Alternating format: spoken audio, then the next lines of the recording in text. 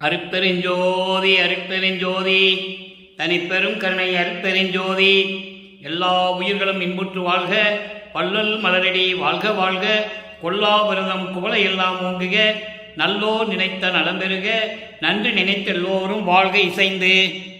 உலக மக்களே, அறிவார்ந்த அன்பர்களே, ஆண்மநேய ஒருமைப்பாடுடைய அன்பர்களே, வல்லப்பம நம கருளிய திருவட்பாவில் 3ஆம் திருமுறையில் பதிகம் 13 ஆற்றா காதலின் இரங்கல் என்ற பதிகத்தில் இருக்கின்ற பாடலுடைய விளக்கங்களை பார்த்து கொண்டிருக்கிறோம்.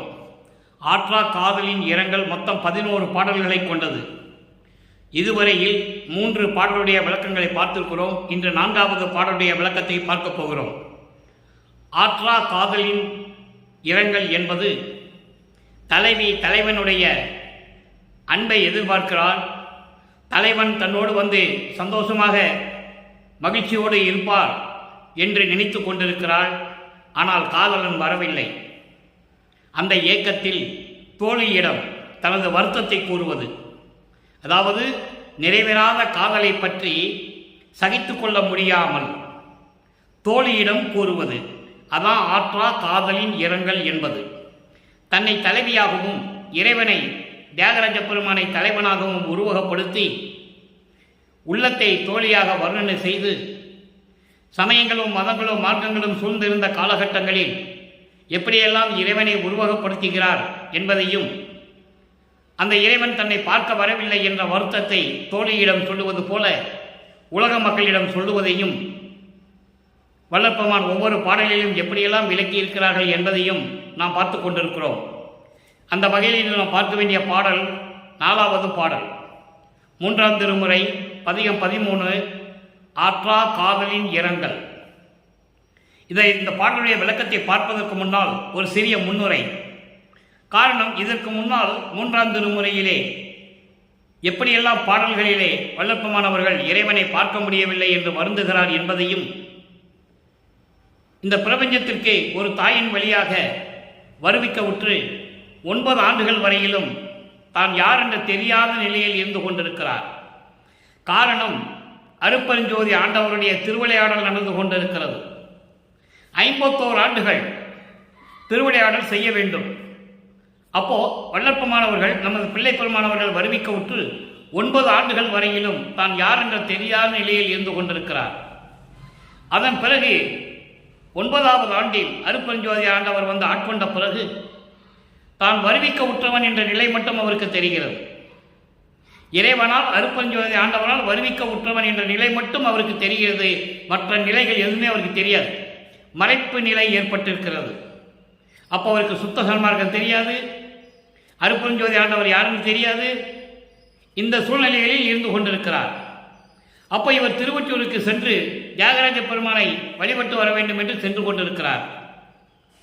சமயங்களும் மதங்களும் மார்க்கங்களும் சூழ்ந்திருந்த அந்த காலகட்டத்தில் மக்கள் எல்லாம் திருவொற்றியூருக்கு சென்று இறைவனை எப்படி வழிபட்டார்கள் என்பதையும், அங்கே இருக்கின்ற இறைவன் எப்படிப்பட்டவர், எப்படியெல்லாம் உருவகப்படுத்துகிறார் என்பதையும் நாம் ஒவ்வொரு பாடலிலும் பார்த்து கொண்டிருக்கிறோம். அந்த வகையில் இன்று நாம் பார்க்க வேண்டிய பாடல் 4வது பாடல். நல்லா கவனிக்கணும். அற்புதமான இன்னைக்கு விளக்கங்களாக இருக்குது. 3ஆம் திருமுறையில் இருக்கின்ற அந்த பாடலுடைய விளக்கம் சமரச சுத்த சன்மார்க்கத்தை பெற்ற பிறகு அருட்பெருஞ்சோதி ஆண்டவர் தான் இறைவன் என்ற நிலையையும், அருட்பெருஞ்சோதி ஆண்டவரிடம் எப்படியெல்லாம் அருளை பெற்றுக்கொண்டு தான் இறைவன் ஆனார் என்பதையும் நாம் பார்க்க போகிறோம். இப்போ இங்கே 4வது பாடல், 3ஆம் திருமுறை ஆற்றா காதலின் இரங்கல் 4வது பாடல். ஆரா அமுதாய். நல்லா கவனிக்கணும். ஆரா அமுதாய் அன்புடையோருக்கு அகத்துக்குள் இனிக்கும் அற்புதனார். இறைவனை சொல்லுகிறார். தியாகராஜ பெருமான் தான் இறைவன் என்று நினைத்து கொண்டு சொல்லிக் கொண்டிருக்கிறார். ஏன்னா இந்த பிரபஞ்சம் தோன்றிய காலத்திலிருந்தே 4 யுகங்களிலும், கிரேத யுகம், திரேத யுகம், துவார யுகம், கலியுகம்.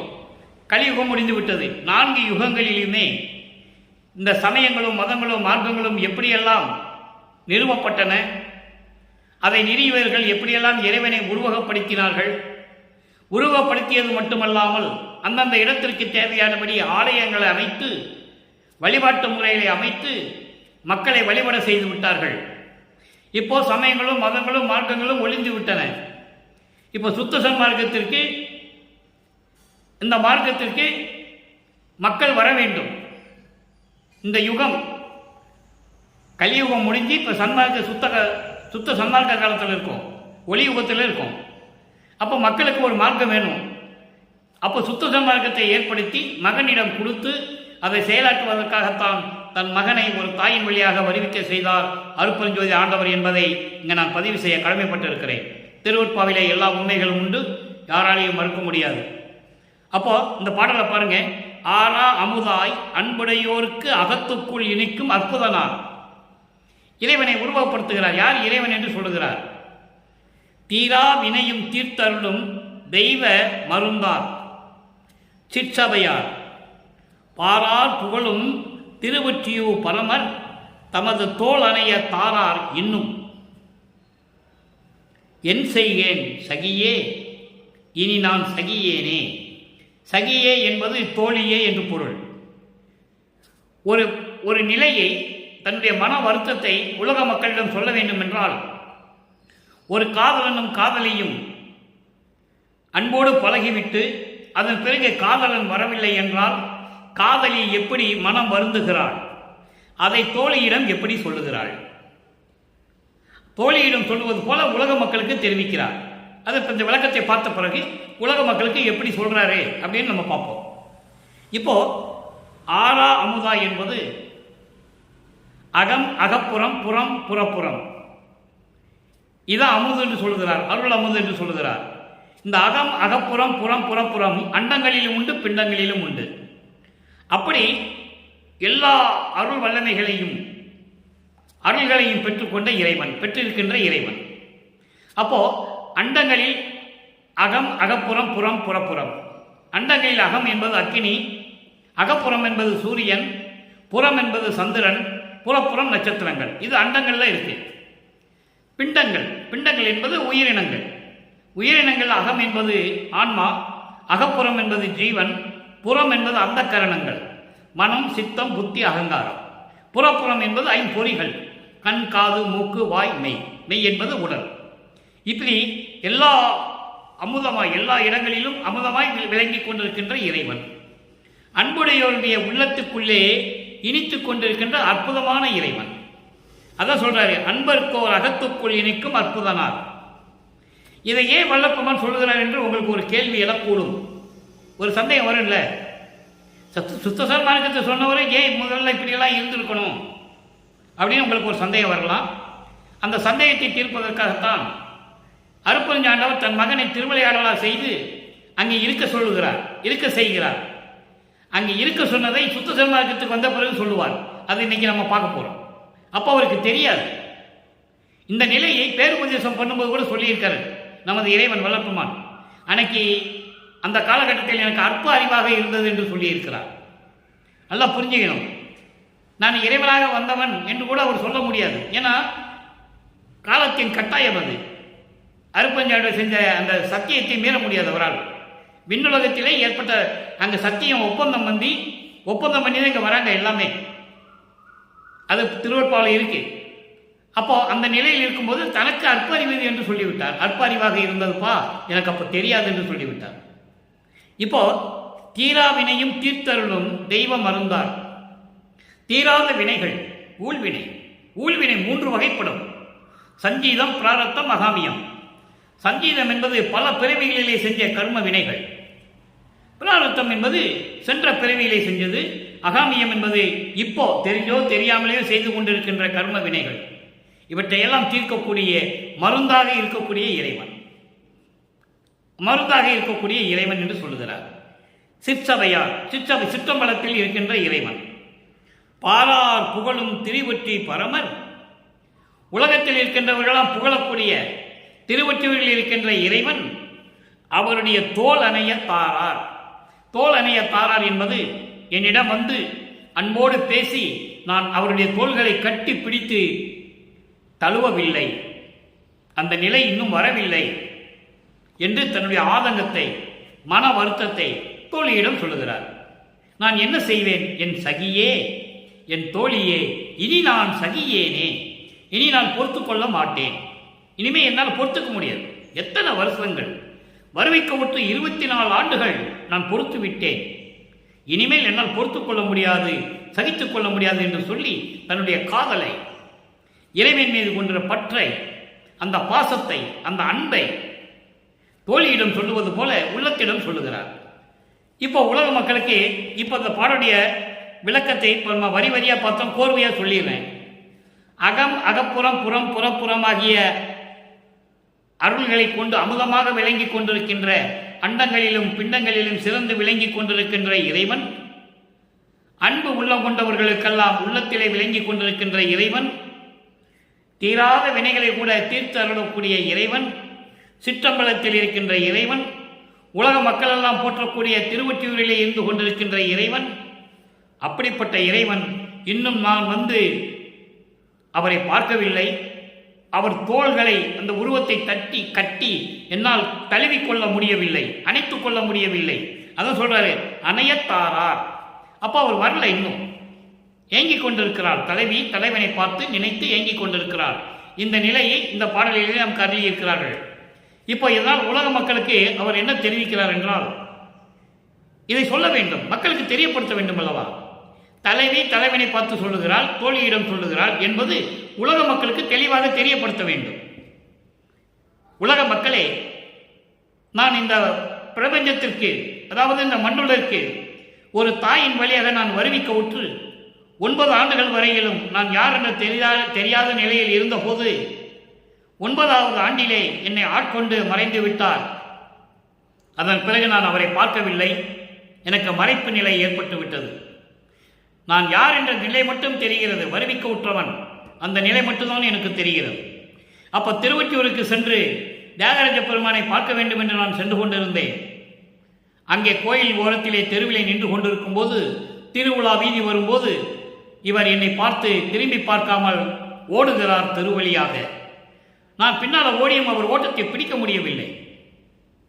அதன் பிறகு நாளையும் கிளிகளையும் தூது அனுப்பி பார்த்தேன். உலக மக்களே, எந்த விதமான பதிலும் இல்லை.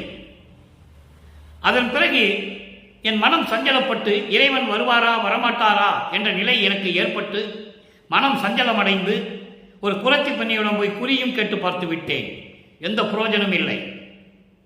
அதன் பிறகு இப்போ திருவொற்றியூரிலே நான் நின்று கொண்டிருக்கிறேன். இறைவன் வந்து என்னை கட்டி தழுவ மாட்டாரா, நான் தழுவுவதற்கு அவர் தோள்களை என்னிடம் கொடுக்க மாட்டாரா என்று ஏங்கிக் கொண்டிருக்கிறேன். உலக மக்களே, நான் இந்த நிலையில், இந்த காலகட்டத்தில் இப்படி இருந்தேன் என்று சொல்லுகிறார்.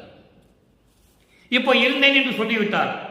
சமயங்களிலும் மதங்களிலும் மார்க்கங்களையும் பற்றுக்கொண்டு, திருநூறு பூசிக்கொண்டு, உத்தராட்ச கொட்டை போட்டுக்கொண்டு எல்லா வேலையும் செஞ்சுக்கிட்டு இருந்தார்.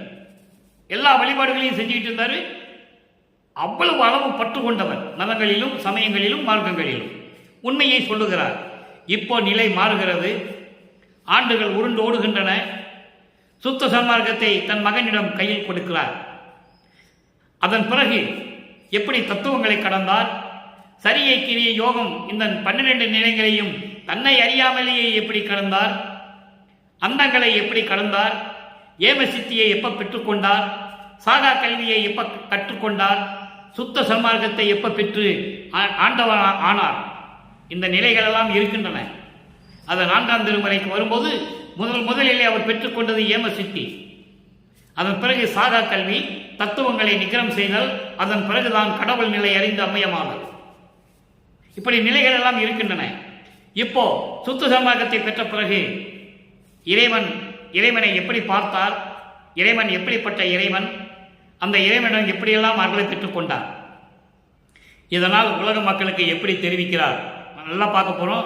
நல்லா கவனிங்க. 6ஆம் திருமுறை 41 காட்சி கழிப்பு 4வது பாடல். இன்று 3ஆம் திருமுறையில் பார்த்த 4வது பாடலுக்கு அங்கே ஒன்றுமே இல்லை. இறைவனை உருவகப்படுத்துவார், திருவொற்றியூரில் இருக்கின்ற இறைவன் என்று சொல்லுவார். எல்லாம் சொல்லிட்டு அவர் ஒன்றும் வந்து சேரலை, எனக்கு எந்த விதமான சந்தோஷத்தை கொடுக்கல, நான் கட்டி தழுவணும்னு ஆசைப்படுறேன், அவர் வரல என்றெல்லாம் சொல்லுவார். இப்போ இறைவனை பார்த்து அதனுடைய காட்சி கழிப்பு எப்படி இருக்கிறது 4ஆம் திருமுறையில் சொல்லுகிறார். 4வது பாடல் 6ஆம் திருமுறை. உறவானை. அன்பர்களை நல்லா கவனிக்கணும். நான் ஏற்கனவே கூறியது போல காலம் கடத்துவதற்காகவோ தேவையில்லாமல் பேசிக்கொண்டிருப்பதோ என்ற நிலையில் நான் இல்லை. இறைவனுடைய தயவாலயம் கருணையாலயம் விளக்கங்களை பெற்றுதான் நான் உங்களிடம் சொல்லிக் கொண்டிருக்கிறேன். நான் தமிழ் கற்றவன் அல்ல, தமிழ் இலக்கியம் இலக்கணம் கற்றவன் அல்ல. இதை ஏன் சொல்கிறேன் என்றால், நீங்கள் கவனிக்க வேண்டும். 201 ஆண்டுகள் யாரும் சொல்லாத விளக்கத்தை இறைவன் என் மூலமாக கொடுத்து சொல்ல வைத்திருக்கிறார் என்பதை நீங்கள் தயவு செய்து புரிந்து கொள்ள வேண்டும். உறவானை, என் உயிருக்குள் உயிரானானை, உறவானை, என் தந்தை என்ற உறவு எனக்கு கொடுத்தவனை. நல்லா கவனிக்கணும். எனக்கு தந்தை என்ற உறவு கொண்டவனை, என் உயிருக்குள் உயிரானவனை, ஒரு பிழைகள் செய்யினும் அவை முன்னி என்னை மறவானை. இறைவனை எப்படி சொல்றாரு பார்க்கறங்க. இறைவனை எப்படிப்பட்ட இறைவன் சொல்றாரு, அந்த இறைவனுடைய நிலை என்னன்னு சொல்றாரு, அதனால் இவருக்கு என்ன அருள் கிடைத்ததுன்னு சொல்றாரு. நல்லா கவனிச்சுட்டே வரணும் நீங்க. உறவானை, எனக்கு தந்தை என்ற உறவை கொடுத்த இறைவனை, என் உயிருக்குள் உயிரானவனை, அதோடு மட்டுமல்ல, உரு பிழைகள் செய்யினும் அவை உண்ணி என்னை மறவானை. நான் தெரிந்தோ தெரியாமலோ செய்த தவறுகளை எல்லாம் எண்ணி மன்னித்து அதை பொறுத்து என் தவறுகளையும் குற்றங்களையெல்லாம் நீக்கி இவற்றையெல்லாம் எண்ணி என்னை மறவானை. என்னை மறந்து கொள்ளாமல் இருக்கின்றவனை அறவாளி வழங்கினானை. அறவாளி வழங்கினானை. அறவாளி என்பது அருள் கடல், கருணை கடலை எனக்கு கொடுத்தவனை. ஆளி என்பது கடல் என்று சொல்லலாம், கனையாளி என்றும் சொல்லலாம். அப்போ அருள் கொடையை கொடுத்த இறைவனை, கருணை கடல், அதாவது கடல் போன்று கருணையை எனக்கு கொடுத்தவனை, தயவையும் கருணையும் கொடுத்தவனை, ஒரு கனையாளி அருள் கொடையை கொடுத்தவனை. அருள் கொடை என்பது நீங்கள் எந்த வேணாலும் சொல்லலாம். அருட்பெருஞ்சோதியும் சொல்லலாம், எல்லா அருள் வல்லமைகளையும் கொடுத்தவன் சொல்லலாம், முத்தேகத்தை கொடுத்தவன் என்று சொல்லலாம், மரணமில்லா பெருவாழ்வை கொடுத்தவன் என்று சொல்லலாம். ஒட்டுமொத்தமாக எல்லா அருளையும் கொடுத்த இறைவனை, அருள் கொடையை கொடுத்த இறைவனை, அருள் கொடைத்த அப்படிப்பட்ட இறைவனை வஞ்சகர்க்கு திருக்கோயில் வலிக்க பாடம் தரவானை. இங்க பாடம் என்பது கதவு, அதாவது மெயின் கதவு, அது முதல்ல இருக்கிற கதவு. அந்த பெரிய கதவை திறக்கானை வஞ்சகர்களுக்கு. வஞ்சகர்கள் யார்? கொலையும் புலையும் தவிர்க்காதவர்கள், சமயங்களிலும் மதங்களிலும் மார்க்கங்களில் ஈடுபட்டு கொண்டு தீய செயல்களை செய்து கொண்டிருப்பவர்கள், வஞ்சனையோடு உலாவிக் கொண்டிருப்பவர்கள். இவர்களுக்கெல்லாம் திருக்கோயிலுடைய கதவை திறவானே. அவங்களுக்கு அந்த வேலையே கிடையாது. பிரம்மனுக்கு திருமாலுக்கே வேலை கிடையாது. நம்ம ஏற்கனவே அந்த விளக்கெல்லாம் பார்த்தாச்சு. சத்தியஞான சபையில் கீழ்ப்படியில் கூட கால் வைக்க முடியல அவங்களால. தெளிவாக சொல்லியிருக்கிறாரு நமது இறைவன் வல்லப்பமானவர்கள். அந்த விளக்கத்தில் நம்ம பார்த்தாச்சு. அப்போ சத்தியஞான சபைக்கு யார் போக முடியும்? சுத்த சன்மார்க்கத்தை பெற்றவர்கள், கொலையும் புலையும் தவிர்த்தவர்கள், சமயங்களிலும் மதங்களிலும் மார்க்கங்களிலும் இருக்கின்ற சங்கற்ப விகற்பங்களை நீக்கியவர்கள். அவர்கள்தான் சத்தியஞான சபைக்கு தகுதியானவர்கள். தெளிவாக சொல்றேன். அப்படிப்பட்ட இறைவன் என்னளவில் திறந்து காட்டி சிற்றவையும் பொற்சபையும் சேவித்தானை. எனக்கு மட்டும் சத்தியஞான சபையினுடைய கதவை திறந்து காட்டி அங்கே உள்ளே இருக்கின்ற சிற்றவையும் பொற்சபையையும் காட்டி என்னை சேர்வித்தானை. இரவானை பிறவானை. அவனுக்கு இறப்பு பிறப்பு இல்லை. இறைவனுக்கு சுயமாக தோன்றிய இறைவன். அதை சொல்லி நான் ஏற்கனவே விளக்கம் நம்ம பார்த்திருக்கிறோம். ஒரு தாயில் வயிற்றில் முளைக்காத இறைவன் என்று சொல்லுவார். தனக்கு தானே தந்தையானவன் என்று சொல்லுவார். சுயமாக தோன்றிய இறைவன். அதான் இரவானை பிறவானை, இயற்கையானை, இயற்கை உண்மை விளக்க கடவுளை, இயற்கை உண்மை விளக்க கடவுளை, அருட்பெருஞ்சோதி ஆண்டவரை, எம்மானை, எனது தலைவனை, சுத்த சன்மார்க்க தலைவனை கண்டு கழித்திருக்கின்றேனே. இப்போ 3ஆம் திருமுறையில் நம்ம பார்த்த பாடல் இன்னைக்கு 4வது பாடல். ஆறா அமுதாய் அன்புடையோர் அகத்துக்குள் இனிக்கும் அற்புதனார் எல்லாம் சொல்றாரு. ஆனா இங்க என்ன சொல்றாரு? வஞ்சகர்களுக்கு சத்தியஞான சபையில வேலை இல்லைன்னு சொல்றாரு. அப்ப அதை புரிஞ்சுக்கணும். அந்த நிலைகளை நீங்கள் புரிந்து கொள்ள வேண்டும். அதுக்கப்புறம் தீராவினையும் தீர்த்தருளும் தெய்வம் அருந்தார் என்று சொல்லுவார். இங்க என்ன சொல்றாரு? எனக்கு அருள் கொடையை கொடுத்தவர், எல்லா அருள் வல்லமைகளையும் கொடுத்தவர், என் அளவில் சத்தியஞான சபையை திறந்து காட்டி சிற்றவையும் பொற்றவையும் கொடுத்தவர், எவ்வளோ அற்புதமாக சொல்கிறாங்கன்னு நீங்கள் புரிஞ்சுக்கணும். அடுத்து அடைக்கலம் புகுதல். சரி, இப்போது சுத்த சன்மார்க்கத்துக்கு வந்தாச்சு. இறைவன் யாருன்னு சொல்லியாச்சு, அருட்பெருஞ்சோதி ஆண்டவர். அவர் ஆதியும் அந்தமெல்லாம் தோன்றியவர், சுயமாக தோன்றியவர். அவர் பொற்சபையிலும் சிற்றபையும் கொண்ட சத்தியஞான சபையில் இருக்கிறார். வஞ்சகர்களுக்கு அங்கு வேலை இல்லை. கொலையும் கொலையும் தவிர்த்தவர்கள் மட்டும்தான் உள்ளே புகுதல் வேண்டும் என்று அன்றே இறைவன் கூறிய வாசகம். அது அருள் வாசகம். யாரும் சொல்றதில்லை மக்கள்கிட்ட. சொன்னாதானே புரியும், சொன்னாதானே தெரியும், சொன்னாதானே எப்படி தெரியும். சொல்லி சொல்லி சொல்லி இருந்தால் கொஞ்சம் கொஞ்சமாக மக்கள் புரிஞ்சுக்கிறதுக்கு வாய்ப்பு இருக்கு. இப்போ அடைக்கலம் புகுதல், இறைவனிடம் எப்படி அடைக்கலம் அடைகிறது? நல்லா கவனிங்க. 4வது பாடல் 65வது பதிகம். அடைக்கலம் புகுதல். கடையேன் உள்ள கவலையெல்லாம் கலற்றி கருணை அமுது அளித்து என்புடையே அகத்தும் புறத்தும் அகப்புறத்தும் விளங்கும் புண்ணியனே. எப்படி சொல்ற பாருங்க. கடையேன் உள்ள கவலையெல்லாம் கலற்றி. தன்னை கடையேன் ஏன் சொல்றாருன்னா, இதற்கு முன்னால் சமயங்களிலும் மதங்களிலும் மார்க்கங்களில் இருந்து கொண்ட இந்த சிறியவனுடைய கவலைகளை எல்லாம் நீக்கி, அதனால் ஏற்பட்ட துன்பங்களையும் துயரங்களையும் எல்லாம் நீக்கி கருணை அமுது அளித்து என்புடையே, என்புடை என்றால் என் பக்கத்திலேயே இருந்து, என் உடனே இருந்து என்னை அருகில் வைத்துக் கொண்டு அகத்தும் புறத்தும் அகப்புறத்தும் விளங்கும் புண்ணியனே.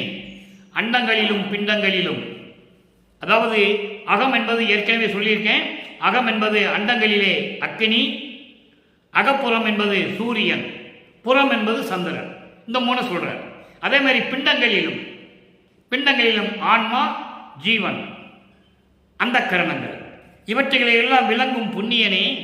தடையே தவிர்க்கும் கனக சபை தலைவா.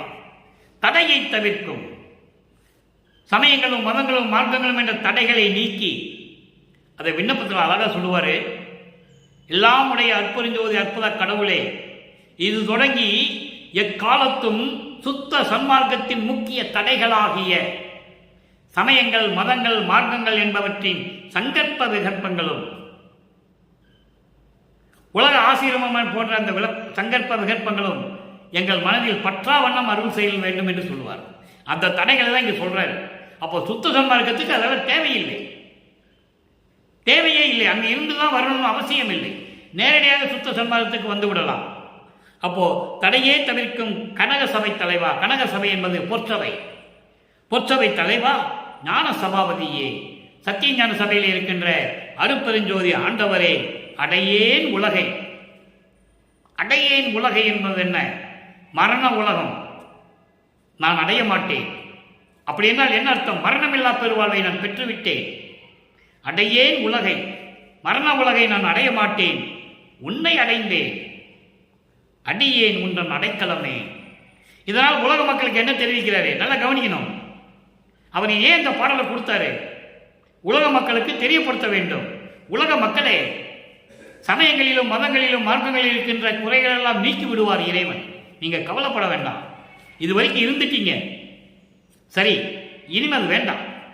அவர் நீக்குவார். நீங்க வாங்க, சத்தியஞான சபைக்கு வாங்க, சுத்த சன்மார்க்கத்துக்கு வாங்க.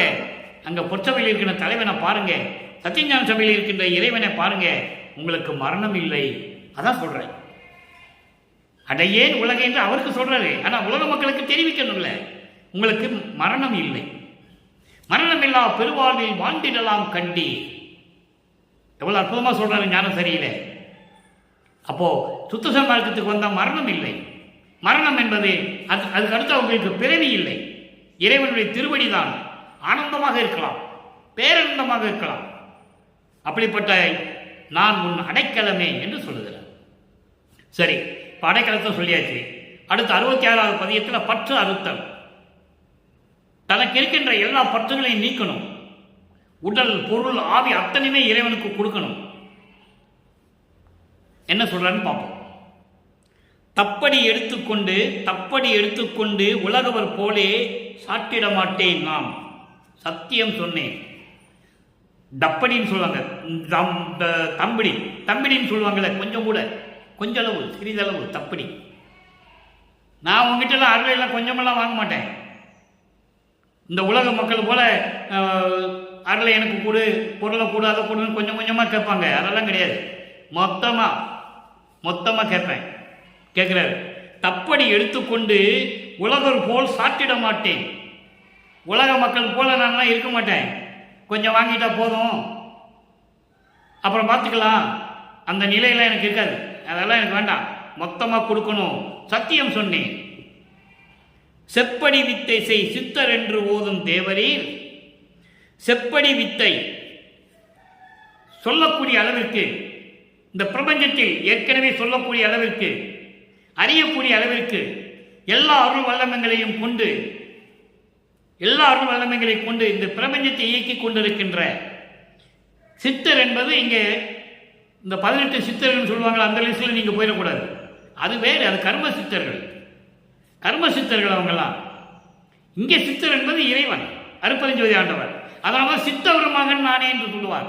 வளர்ப்பு நல்லா கவனிக்கணும். நீங்கள் நிறைய பேர் சொல்லிக்கிட்டு இருக்காங்க, சித்தர்னா சாதாரண சித்தர்கள், இந்த 18 சித்தர்கள் இந்த மாதிரி நிலையில் இருக்கிறவங்க நினைச்சு சொல்லிக்கிட்டு இருக்காங்க. அதில் இங்கே சித்தர் மகன் நானே என்று சொல்லுவார். இங்கே சித்தர் என்பது அருட்பெருஞ்சோதி. நல்லா புரிஞ்சுக்கணும், குழப்பமே அடையக்கூடாது. அப்படி எல்லா சித்துகளையும் செய்யக்கூடிய இறைவன் என்று சொல்லக்கூடிய தேவரீர், கடவுளே, வல்லவ திருசமூகத்திற்கு உங்களுடைய திருசமூகத்திற்கு இப்படி வான் முதல் எங்கனும் அறிய, உங்கள் திருசமூகத்திற்கு இந்த விண்ணுலகம் மண்ணுலகம் முதல் எல்லா உலகங்களும் அறியும்படி என் உடல், என் பொருள், ஆவி என்றால் உயிர், எல்லாவற்றையும் ஈந்தனன் உமக்கே. எல்லாவற்றையும் உனக்கு கொடுத்துட்டேன். ஏன்னா பற்ற இருக்கணும்ல, இறைவன் ஆகணும்ல. நல்லா கவனிக்கணும். நீங்கள் இறைவன் ஆகணும் படிப்படியா, அதை ஸ்டெப் பை ஸ்டெப்னு சொல்லுவாங்க. முன்பருவம் பின்பருவம் காட்டி அருளினா என்று சொல்லுவார். அந்த பருவத்துக்கு ஏற்றபடி அருளை கொடுத்துக்கிட்டு இருப்பார் மகனுக்கு. இப்போ இவருடைய உடல் பொருள் ஆவியை கொடுக்கணும், தனக்கு சுதந்திரம் இல்லைன்னு சொல்லணும். அப்பதான் இறைவனாக முடியும். எப்படி ஆயினும் செய்து கொள் கற்பீர். எப்படி இருந்தாலும் சரி, நீங்கள் என்ன வேணால் செஞ்சுக்கோ. உலக மக்கள் மாதிரி அப்பப்போ கொஞ்சம் கொஞ்சமாலாம் நான் கேட்க மாட்டேன், கொஞ்சம்லாம் கேட்க மாட்டேன். இது சத்தியமாக சொல்கிறேன், எனக்கு எல்லாமே வேணும். அப்போ இந்த பொருள் ஆவியெல்லாம் நான் உனக்கு கொடுத்துட்றேன், நீ எடுத்துக்கோ, நீ என்ன வேணா பண்ணிக்கோ. அதான் சொல்கிறாரு, எப்படி ஆயினும் செய்து கொள் இப்பீர். உங்கள் இஷ்டத்துக்கு, உங்கள் விருப்பப்படி நீங்கள் என்ன வேணால் செஞ்சுக்கலாம், எப்படி வேணால் செஞ்சுக்கலாம். என் உடல் பொருள் ஆவி அத்தனையும் நான் உன்னிடம் ஒப்படைத்து விட்டேன். தெளிவாக சொல்லிட்டார். என்னை பள்ளி எழுப்பி மெய் இன்பம் தந்தீரே. என்னை பள்ளி எழுப்பி என்பது தூக்கத்திலிருந்து எழுப்புறது இல்லை, நல்லா கவனிக்கணும். நான் அறியாமையில் இருந்து இருளில் இருந்து என்னை நீக்கி வெளியே கொண்டு வந்து சமயங்களிலும் மதங்களிலும் மார்க்கங்களிலும் பற்றுகள் எல்லாம் விட சொல்லி எனக்கு மெய் இன்பம் தந்தீரே என்று சொல்லுகிறார். அடுத்து பாருங்க, 71வது பதிகம் அந்தோ 10, 2 வரியில் சொல்லுவார். 2 வரி தான் அந்த பதியத்திலேயே 2 வரி தான் பாடல்கள். 11 பாடல்கள் இருக்கு. இந்த பதியத்துக்கு சரியா இருக்கும். மருள் பெரும் சோதனை எனது மட்டும் இல்லா வண்ணம். மருள் பெரும் சோதனை எனது மட்டும் இல்லாவனம் கருணை வைத்தே மன்றில் அருட்பெருஞ்சோதி பெருமான் அருள் அமுதம் எனக்கு அளித்தான். 2 வரிதான், அந்தோ. இப்போ மருள் பெரும் சோதனை. மருள் என்பது மாயைகளும் மயக்கங்களையும் கொண்ட அந்த துன்பங்கள் எல்லாம் வரும்போது எனக்கு மட்டும் அதையெல்லாம் நீக்கி எனது மட்டும் இல்லா வண்ணம், இந்த மாயைகளையும் மயக்கங்களையும் கொண்டிருந்த போது, இந்த சமயங்களிலும் மதங்களிலும் மார்க்கங்களிலும் இருந்து கொண்டிருந்த போது நான் எப்படியெல்லாம் இருந்து கொண்டிருந்தேன். அப்போ அந்த மாயைகளையும் மயக்கங்களையும் எல்லாவற்றையும் நீக்கி, அதனால் வந்த துன்பங்களை எல்லாம் நீக்கி முழுவதுமாக இல்லா வண்ணம் என்னிடமிருந்து முழுவதுமாக நீக்கி கருணை வைத்து என் மீது கருணை கொண்டு மன்றில் அருட்பெருஞ்சோதி பெருமான் அருட்பெருஞ்சோதி ஆண்டவர் அருள் அமுதம் எனக்கு அளித்தான். நான் பசித்த போதெல்லாம் தான் பசித்ததாகி எனக்கு அருளமதம் கொடுத்தான் என்று சொல்லுவார். அவர் ஏது உணவு உண்டது? இதெல்லாம் மக்களிடம் யார் சொன்னது? யாருமே சொல்லலை. இறைவனுடைய திருவிளையாடால் வந்த மகன் அவர். சமயங்களிலும் மதங்களிலும் மகளை பட்டுக்கொண்டு எல்லாவற்றையும் சொன்னார்கள். எல்லா திருவிளையாடலையும் சொன்னார்கள். ஆனால் அருட்பெருஞ்சோதி ஆண்டவருடைய திருவிளையாடலை மக்களிடம் யாரும் சொல்லவில்லையே. அருட்பெருஞ்சோதி ஆண்டவர் தன் மகனை இந்த மண்ணுலகிற்கு திருவிளையாடல் செய்கிறார். சுத்த சன்மார்க்கத்தை மக்களிடம் கொடுக்க வேண்டும். பிரம்மன் திருமால் குருத்தினுடைய 5 தலைவருடைய தொழில்களெல்லாம் முடிந்து விட்டது. அவங்களுடைய அருளாற்றல் முடிந்து விட்டது. இப்போ பிரபஞ்சத்தை இயக்குவது வள்ளல் பெருமான். 30/1/1874 இரவு 12 மணியிலிருந்து இந்த பிரபஞ்சத்தை இயக்குவது யார்? வள்ளல் அவர்கள் என்பதை நீங்கள் புரிந்து கொள்ள வேண்டும். அப்போ எல்லா சோதனைகளையும் நீக்கி என்னிடம் இல்லாத வண்ணம் எல்லாவற்றையும் முழுவதுமாக நீக்கி என் மீது கருணை வைத்து மன்றிலே அருள் நடனம் ஆடிக்கொண்டிருக்கின்ற அருட்பெருஞ்சோதி ஆண்டவர் எனக்கு அருளமுதம் எனக்கு அளித்தான். என்ன வியப்பு! அந்தோ அந்தோ என்று சொல்லுகிறார். அடுத்து பாருங்க, 72 பதிகம் சன்மார்க்க நிலை, சுத்த சன்மார்க்க நிலை. நல்லா கவனிக்கணும். சுத்த சன்மார்க்க நிலை எப்படி இருக்கும்? கருணையிலா ஆட்சி சுத்த சன்மார்க்க நிலை இல்லை. அச்சம் தவிர்த்தே கருணையிலா ஆட்சி நாளைக்கு. அச்சம் தவிர்த்தே அருளில் செலுத்துகின்ற விச்சை அரசை விளங்கிடுக. நச்சு அரவம் ஆதி கொடிய உயிர் அத்தனையும் போய் ஒழிக. நீதி கொடி விளங்க நீண்டு. சுத்த சன்மார்க்க நிலை வரும்போது இந்த உலகம் எப்படி இருக்கும்? உலக மக்களுக்கு தெரிவிக்கிறார். அச்சம் தவிர்த்து அருளில் செலுத்துகின்ற விச்சை அரசை விளங்கிடுக. எப்படி? சமயங்களும் மதங்களும் மார்க்கங்களிலும் இருக்கின்ற பயத்தை நீக்கி. இப்போ அங்கிருந்து வர்றவங்க பயப்படுறாங்க. நல்லா புரிஞ்சுக்கணும். நீங்க நம்ம என்னதான் விளக்கம் சொன்னாலும் கூட சமயங்களிலும் மதங்களிலும் மார்க்கங்களில் பட்டுக்கொண்டு இருந்து கொண்டிருக்கின்றவர்கள் இதெல்லாம் விட்டுட்டு வர்றதுக்கு பயப்படுறாங்க. அதான் இங்கே சொல்றாரு, அந்த அச்சத்தை தவிர்த்து. ஐயோ ஏதாகுமோ என்னாகுமோ, நம்ம விட்டுட்டு போயிட்டோம்னா, சுத்த சன்மார்க்கத்துக்கு போயிட்டோம்னா என்ன நிலைமை ஆகுமோ என்று பயந்து கொண்டிருக்கிறார்கள். அந்த பயத்தை நீக்கி அருளில் செலுத்துகின்ற விச்சை அரசை விளங்கிடுக. அருளாட்சி செய்கின்ற, அருள் வழி நடத்துகின்ற திரு அருள் செங்கோலாட்சி விளங்குக. அதான் சொல்லுவார், திரு அருள் செங்கோலாட்சி செலுத்துவோம் என்று சொல்லுவார். நல்லா கவனிக்க நண்பர்களே.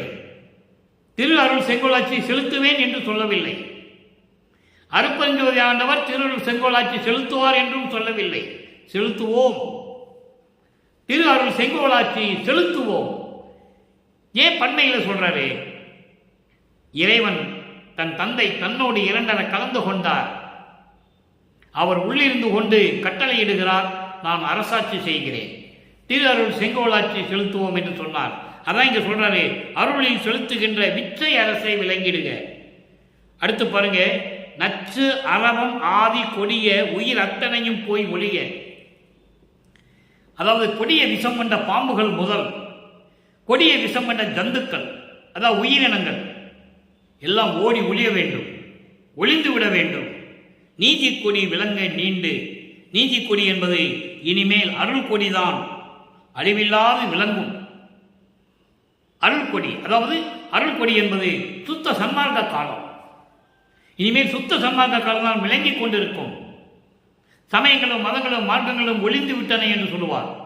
ஒளிந்து விட்டன, மக்களுக்கு தெரியவில்லை, யாரும் சொல்லவில்லை. அதில் ஒன்றும் பிரயோஜனம் இல்லை. அதனால் துன்பங்களையும் துயரங்களையெல்லாம் அனுபவித்துக் கொண்டிருக்கிறீர்கள் உலக மக்களை என்று சொல்லுவதற்கு ஆள் இல்லை. அதனால சுத்த சன்மார்க்க மக்களிடம் போய் சேரவில்லை. நல்லா புரிஞ்சுக்கணும் நீங்க. அப்போ இந்த நிலையில் இருக்கும்போது சுத்த சன்மார்க்க நிலை எப்படி இருக்குன்னா, கொடிய பாம்பு, விஷம் கொண்ட பாம்புகள் முதல் கொடிய ஜந்துக்கள், விஷமுடைய ஜந்துக்கள்லாம் ஓடி ஒளிந்து விடும். மக்கள் துன்பம் இல்லாமல் நிரந்தரமாக மகிழ்வோடு வாழ்வார்கள். இனிமேல் சுத்த சன்மார்க்க காலம்தான் நடக்கும். திரு அருள் செங்கோலாட்சி தான், அந்த ஆட்சி தான் நடக்கும் இனிமேல். எனவே உலக மக்களே, பயத்தை தவிர்த்து விடுங்கள். பயப்படாதீங்க, நான் இருக்கிறேன்னு சொல்றேன். நான் இருக்கிறேன், அருட்பெருஞ்சாண்டவர் இருக்கிறேன், எங்கள் அப்பாவும் நானும் இருக்கிறோம்ல, ஏன் பயப்படுறீங்க? சமயங்கள் மதங்களும் தேவையில்லையே உங்களுக்கு, நேர சுத்த சன்மார்க்கத்துக்கு வாங்கன்னு சொல்றேன். அடுத்து ஒரு பதிகம் 87 கைமாறு இன்மை. இப்போ சமயங்களும் மதங்களும் மார்க்கங்கள் இருக்கும்போது எப்படி இருந்தான்னு சொன்னார். அதன் பிறகு சுத்த சன்மார்க்கத்தை பெற்ற பிறகு அருட்பெருஞ்சாண்டவர் எந்த நிலையில் இருக்கிறார், அவரிடம் எப்படியெல்லாம் அருளை பெற்றுக்கொண்டே உலக மக்களுக்கு சன்மார்க்க நிலைதான் நடந்து கொண்டிருக்கிறதுன்னு சொல்லிட்டார். இப்போ கைமாறு இன்மை. கைமாறு இன்மை என்பது நான் உனக்கு என்ன கைமாறு செய்ய போகிறேன் என்று தந்தையிடம் கேட்கிறார், சொல்லுகிறார். இப்படியெல்லாம் எனக்கு கொடுத்துட்டேன், நான் என்ன கைமாறு செய்ய போறேன்னு கேட்கிறார். அப்போ அவர் சொல்றாரு, பாடல் இருக்கு, நீ என் மகன் அல்லவா, உன் பாட்டுக்கு நான் பிழை கொடுப்பேனா, உன்னை உன்னை உன்னை நான் தவறாக நினைப்பேனா, நான் உன்னை சமயங்களிலும் மதங்களிலும் நீ இருக்க சொன்னேன், நீ இருந்தாய், வேண்டாம் என்று சொன்னேன், விட்டு விட்டு வந்து விட்டாய், கவலைப்படாதே, அஞ்சேல் மகனே. எத்தனை இடத்துல சொல்வார் என்றீங்க, அஞ்சேல் மகனே, பயமுறையில் மகனே, எஞ்சேல் மகனே. அற்புதமான பாடல்கள்லாம் உண்டு. நீ எனக்கு என்ன கைமாறு தரப்போகிறாய் என்று சொல்லுகிறாயா மகனே, எந்த கைமாறும் தேவையில்லை மகனே, நீ என் மகன் அல்லவா, என் தலை மகன் அல்லவா, என் குலத்தின் மூத்த மகன் அல்லவா, உனக்கு ஏன் நீ கைமாறு தர வேண்டும் என்ற எண்ணம் உனக்கு வந்து கொண்டிருக்கிறது. நீ எனக்கு செய்ய வேண்டிய ஒரே கடமை, எதற்காக உன்னை இந்த உலகிற்கு வருவிக்க விட்டேனோ அதை நீ செவ்வையாக செய்வாயாக. இந்த பிரபஞ்சத்தில் விளையாடுக என்று சொல்லுவார். விளையாடுக என்று சொல்லுவது அருளாட்சி செய்க என்று சொல்லுவார். நீ அருளாட்சி செய்வதுதான் எனக்கு நீ செய்கின்ற கைமாறு என்று சொல்லுவார். அற்புதமான விளக்கங்களாக இருக்கிறது திருவருட்பாவிலே. இப்போ அந்த கைமாறு எப்படி சொல்றாரு பாருங்க. 4வது பாடல், சேட்டித்து உலக சிறுநடையில் பல்கால் புகுந்து. இந்த ஒரு வரி போதுங்க, அவ்வளவு விளக்கம். சேட்டித்து உலக சிறுநடையில் பல்கால் புகுந்து திரிந்து, புகுந்து திரிந்து மயல் நீட்டித்து அலைந்த மனத்தை ஒரு நிமிடத்து அடக்கி. என்ன அற்புதமான வரி பார்க்கணும் நீங்க.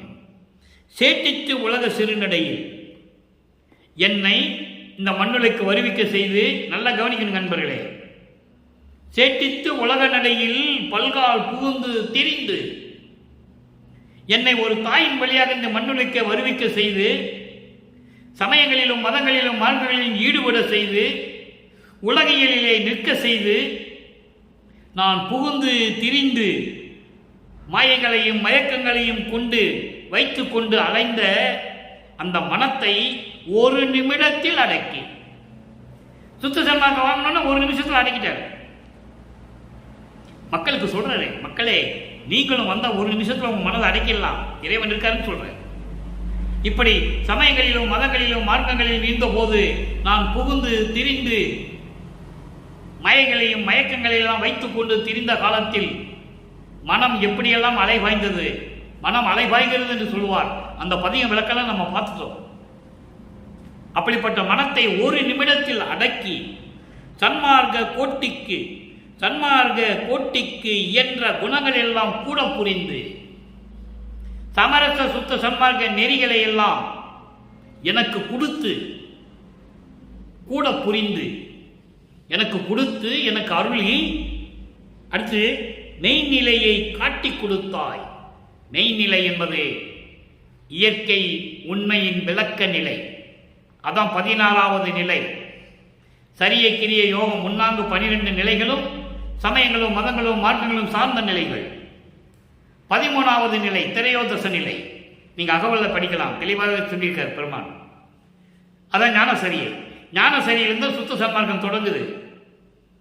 பன்மார்க்கம் கடந்தேன் என்று சின்னம்பிடி, 12 மேல் நின்று சின்னம்பிடி. 12வது மேல்நிலை, 13வது நிலை. அதான் ஞானசரியை. அதுக்கப்புறம் ஞானக்கிரியை, ஞானத்தில் யோகம், ஞானத்தில் ஞானம். இப்படி எனக்கு உண்மை நிலையை காட்டி கொடுத்தாய். யார் சொன்னது இந்த பிரபஞ்சத்தில்? ஒரு ஆள் கூட கிடையாது. இவர் திருவருட்பாவில் சொன்னதே மக்களிடம் சொல்றதுக்கு ஆள் இல்லை, ஒரு ஆள் கூட கிடையாது. அப்ப அந்த இறைநிலையை எனக்கு கொடுத்தாய். எப்படி சொல்றாரு பாருங்க. அப்போ அவர் கடவுளாயிட்டார். எல்லாம் சொல்லுவாங்க, மனிதனா குழந்தையா பிறந்தாரு, மனிதனா வாழ்ந்தாரு, போனாரு, வந்தாரு, தெரிஞ்சாரு, ரூமுக்குள்ள போனாரு, கதவை சாத்திக்கிட்டாரு, முடிஞ்சு போச்சு. இப்படிதாங்க சொன்னாங்க. இப்படி இல்லை, அவர் இறைவன். இறைவனுடைய திருவிளையாடல் நடந்து கொண்டிருக்கிறது. 51 ஆண்டுகள் அருட்பெருஞ்சாண்டவருடைய திருவிளையாடல் நடந்து கொண்டிருக்கிறது. மகனை வைத்து திருவிளையாடல் செய்து கொண்டிருக்கிறார். அப்போ அலைந்த மனத்தை ஒரு நிமிடத்தை அடக்கி சன்மார்க்க கோட்டுக்கு இயன்ற குணங்கள் எல்லாம் கூட புரிந்து சமரச சுத்த சன்மார்க்கத்துடைய நெறிகளுக்கு தேவையான எல்லா குணங்களையும் கொடுத்து, என்ன குணங்கள்?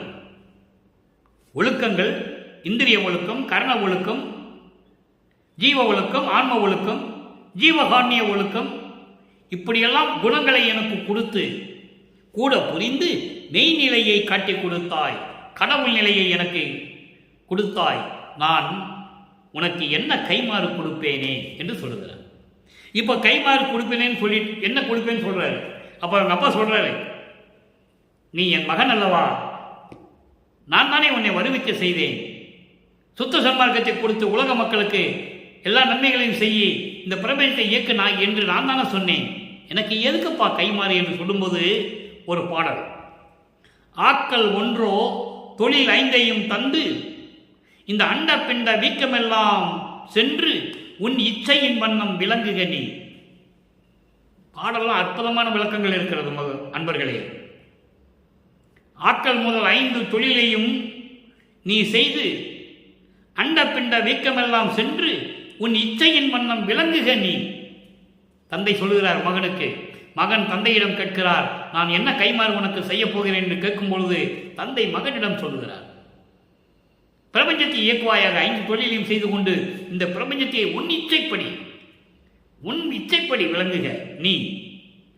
ஏக்க முறையில் என்று உரைத்து அருப்பெருஞ்சோதியின் ஈந்து எனக்கே ஊக்கமெல்லாம் உற உட்கலந்தான் என் உடையவனே.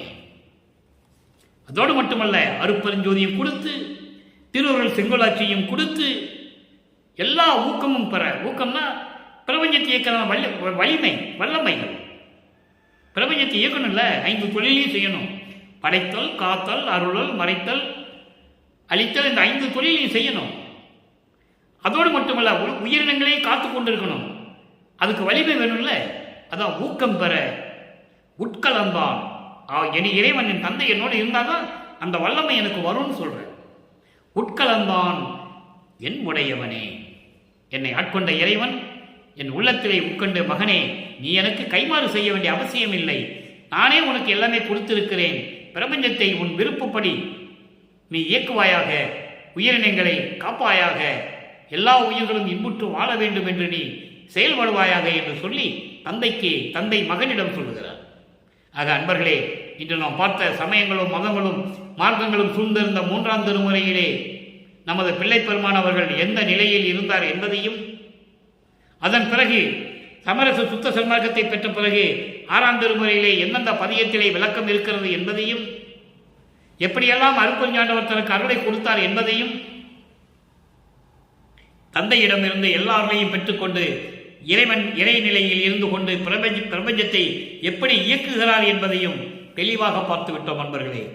எனவே நீங்களும் சுத்த சன்மார்க்கத்தில் சேர்ந்து சமயங்களில் முதல்ல உருவ வழிபாடு செஞ்சுதான் வரணும்னு அவசியம் இல்லை. நீங்கள் யார் சொல்கிறதையும் கேட்காதீங்க. எல்லாம் அங்கிருந்து தான் வரணும், அங்கிருந்து தான் வரணும், நேராக பல கோயிலுக்கு போயிட்டு வாங்க, அப்போ தான் சுத்த சன்மார்க்கத்துக்கு வரணும், அதெல்லாம் நீங்கள் கேட்கக்கூடாது. அதெல்லாம் தேவையில்லை. நேரடியாக சுத்த சன்மார்க்கத்துக்கு வரலாம். சுத்த சன்மார்க்கத்துக்கு உள்ள வரும்போது கொலையும் புலையும் தவிர்த்திருக்க வேண்டும். உயிர்களை கொலை செய்வது, புலால் சாப்பிடுவது, மாமிசம் சாப்பிடுவது, தயவும் கருணையும் இல்லாமல் இருப்பது, இந்த நிலைகளெல்லாம் மாற்றிக்கொண்டுதான் சுத்த சன்மார்க்கத்துக்குள்ள வரணும்.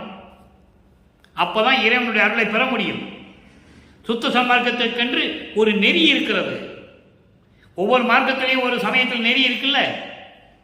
சைவ கோயிலில் போய் நமோ நாராயணன் சொல்ல முடியுமா? விஷ்ணு கோயிலில் போய் சிவாய நமன் சொல்ல முடியுமா? அவன் ஒரு சமயத்துக்கு ஒரு நெறி வச்சிருக்காங்கல்ல. அப்போ சுத்த சன்மார்க்கத்துக்கு நெறி இருக்குல்ல. அந்த நெறியை பின்பற்றி கொண்டுதான் சுத்த சன்மார்க்கத்தில் இருக்க வேண்டும். வடலூருக்கே வர வேண்டும். தெளிவாக சொல்லுகிறார் இறைவன். நான் சொன்னதல்ல, நான் சொல்லுவதெல்லாம் நாயகன் சொன்ன வார்த்தை என்று சொல்லுவார். நான் உரைக்கும் வார்த்தையெல்லாம் நாயகன் வார்த்தை என்று சொல்லுவார். இறைவன் சொன்னதை நான் உங்களுக்கு சொல்லிக் கொண்டிருக்கிறேன். தெளிவாக சொல்லுகிறார். இந்த நிலையில் இருந்தால்தான் நீங்கள் வடலூருக்கு வர வேண்டும். எனவே அன்பர்களே, நீங்களும் சுத்த சன்மார்க்கத்தில் இருந்து கொண்டு கொலையும் புலையும் தவிர்த்து இறைவனை வணங்கி இறைவனுடைய அருளையும் செல்வங்களை எல்லாம் பெற்றுக்கொண்டு இந்த வையகத்திலே நீங்கள் வாழ்வாங்க வாழ வேண்டும் என்று இறைவனுடைய தயவோடையும் கருணையுடைய வாழ்த்து விடைபெறுகிறேன். இந்த வள்ளலார் ஊழியன். மீண்டும் நாளை சந்திப்போம். நன்றி, வணக்கம். அருட்பெருஞ்சோதி, அருட்பெருஞ்சோதி, தனிப்பெரும் கருணை அருட்பெருஞ்சோதி.